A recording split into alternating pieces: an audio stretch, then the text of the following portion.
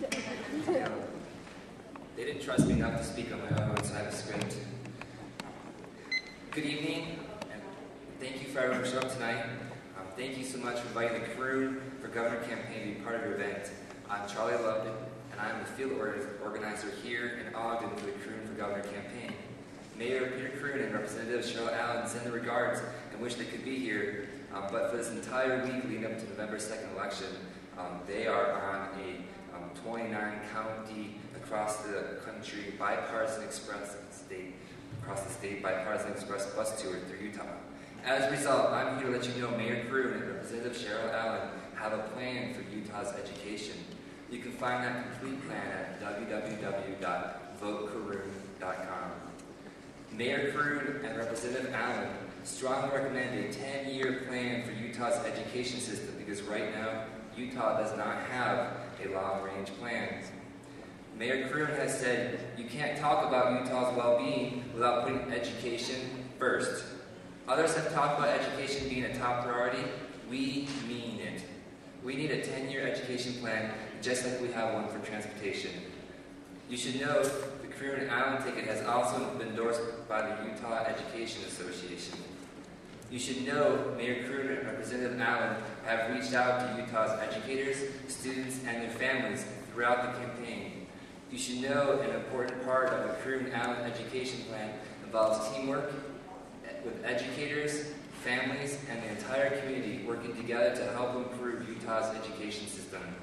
This summer, Mayor Kroon and Representative Allen spent time listening and learning from the professionals on how to improve the education system. Attendees included elementary, high school, and higher education teachers, school bus drivers, nurses, administrators, and legislators.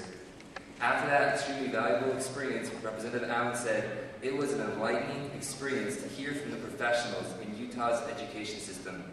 They made a variety of recommendations, including a need for better counseling, a better system to retain students, ways to keep teachers from leaving the profession, and educating citizens about the importance of good public education.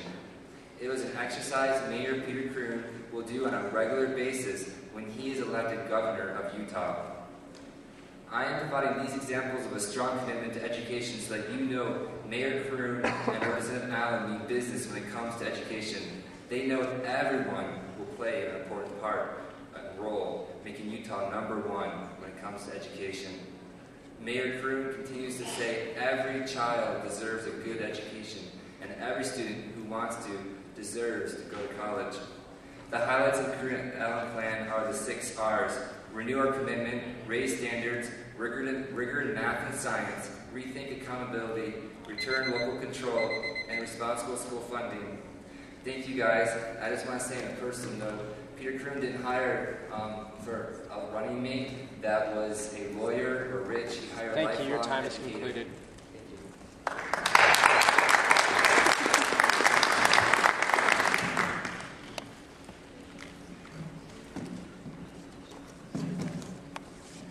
Hi, I'm here representing Peter Clemens. Oh, that's right, I am Peter Clemens.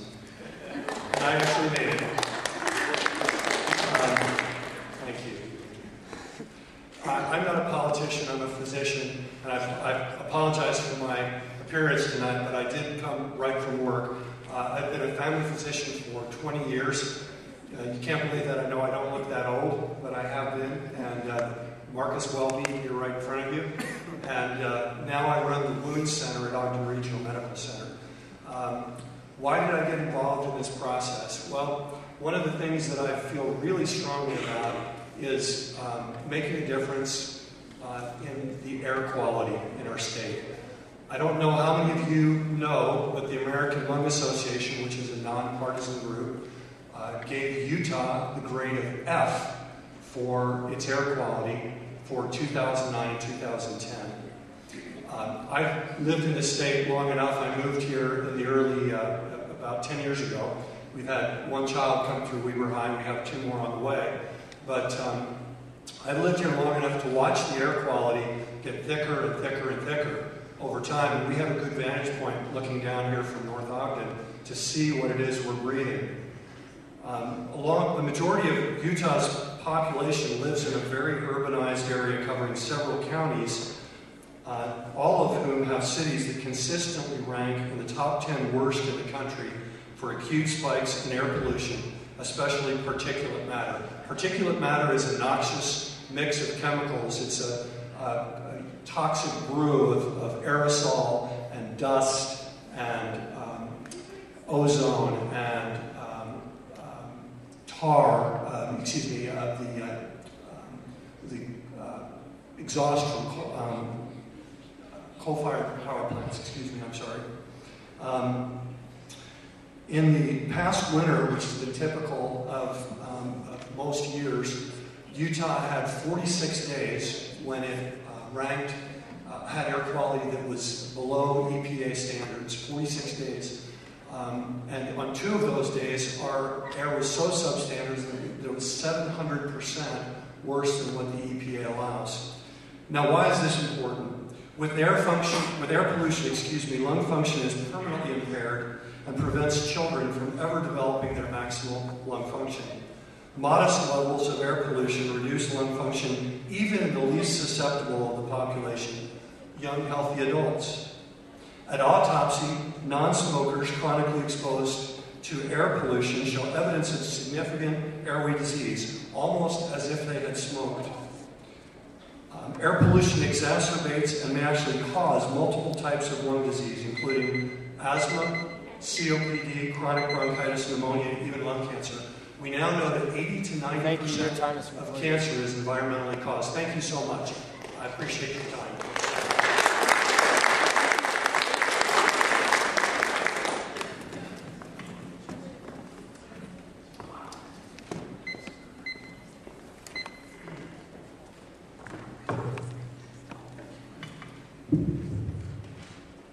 It's nice speaking here at Weber High School. I absolutely loved high school, and I still love learning.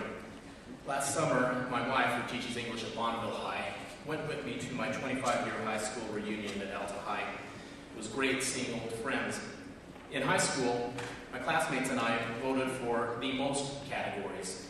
My friend Jeff was voted most likely to succeed, which he did, ending up on the front page of the Wall Street Journal before he hit age 40. Another friend, Weston, was voted the one with the most hair, which he still maintains to this day, unless, of course, you count the hair that's on the top of his head. The most award that I was given was simply called the most.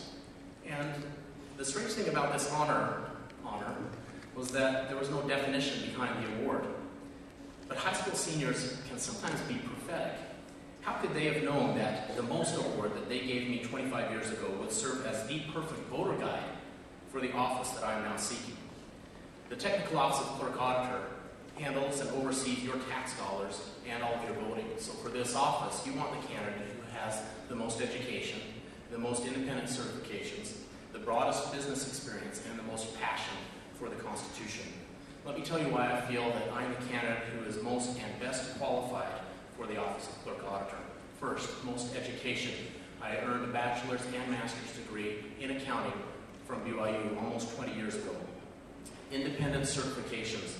You want someone with a third-party certification that says that they can do the job that they're applying to do.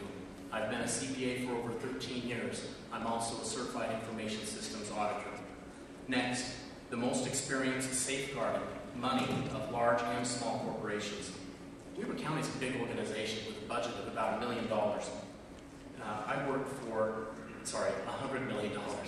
I worked for the world's largest CPA firm for 7 years, PricewaterhouseCoopers, and we had many large clients, including some you may have heard of, such as Disney and Kraft Foods.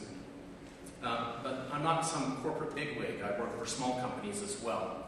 And I helped my young children start 2 of their own businesses that were both profitable, if you don't include my time and labor.